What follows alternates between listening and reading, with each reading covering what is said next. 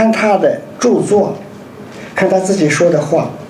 第一个，这句话啊，举几句例子，爱国之民，那不同的版本啊。《论语》，如果你发现有一个版本，它的文字和所有版本不同的话，那么这个《论语》这个版本那个责任编辑没有尽到责任。老子，如果你发现有两本同版本的书它是一样的话，凭我今天的人格，你就到我这里领1万块钱奖金。老子这个书啊，绝不可能有2个版本相同。这一个爱国之民，有的写个爱民之国，是一样的，能维护。那就是说，作为一个帝王，作为一个统治者，当你去爱民、爱国的时候，你能够在你的政策层面是没有作为，对吧？无为，老子主张无为而治，这是个心里边的一团疙瘩。无为还怎么能够治啊？是吧？谁都希望有为啊，你这个无为是什么意思啊？就是说，就是要无为，能不能做到？那等一下再说。那他首先就是说，爱民治国，爱国治民，我们必须自己不要作为。那谁是作为啊？他人作为，你的大臣们作为，你的百姓们自己作为。假如百姓不能作为，百姓就无法生活。不管是大陆还是台湾还是香港，为什么怕失业呀？失业呢，你就无所作为，你无所作为呢，一家老少，那你说怎么办呢？恰恰是要老百姓有作为，皇帝有作为呢。好啊，今天修长城，明天开运河，那老百姓今天去修长城去了，明天就挖运河去了，他还能种地吗？他还能经商吗？80老母要饿死，3岁的娃娃没奶吃，这个就叫做无为。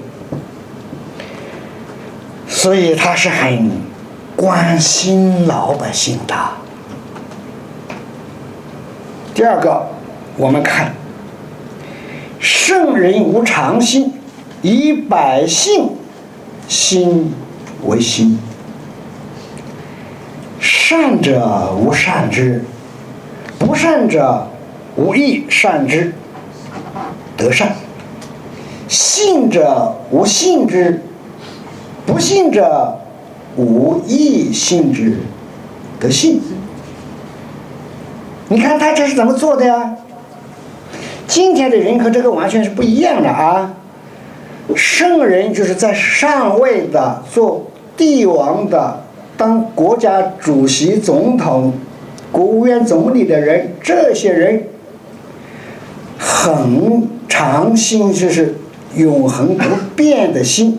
这个心是说思想，说这些人的思想观念，你想什么？你没有一个你自己不变的这种思想，那你的思想是什么思想？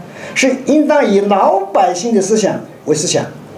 老百姓说，我今天想贷一点款，我就做一个生意，你就要想到他这一点，你就要帮他实现这个理想。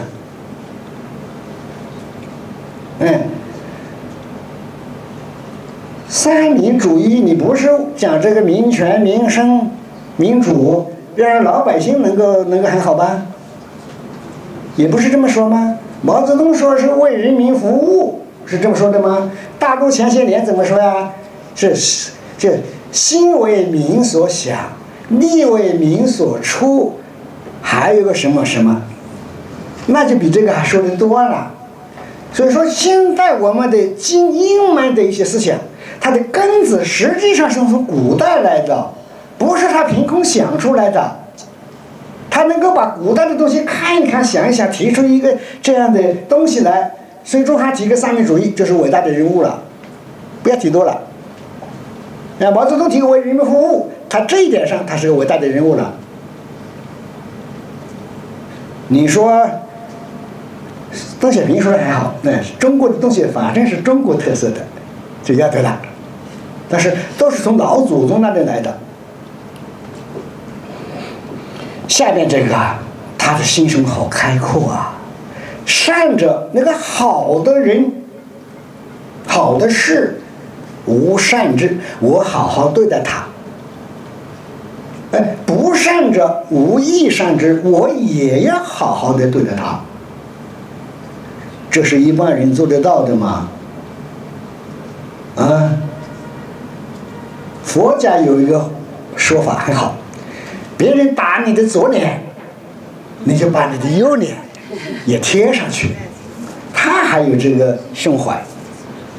但是我们现在的人有这个胸怀吗？是吧？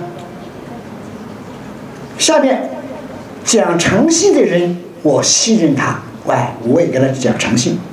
那不讲诚信的人呢？老子说无亦信之，我也要信任他，是得信。后边这个才能得到一个诚信，社会才有诚信。前边那个呢，才可能得到善。而今天的人就是说很难做到了。第三，老子说了，社会的问题在哪里？社会的问题啊，不管哪一个社会、哪一个国度，它的问题产生在领导，绝对不在民众。老夫子怎么说呀？民之饥，老百姓的饥荒，以其上食税之多，是因为他的皇上在上位的征收的粮食太多，收的税太多。在大陆解放前的话，那个国民党那个时候腐败，有两句话是说，国民党税多，那共产党呢会多。共产党天天开会，税多了，那个负担重了。蒋介石垮台不是毛泽东打垮的，蒋介石垮就垮在自己，不然的话毛泽东打他不垮。任何人的失败都是你自己的失败，所以那个只有败了，没办法。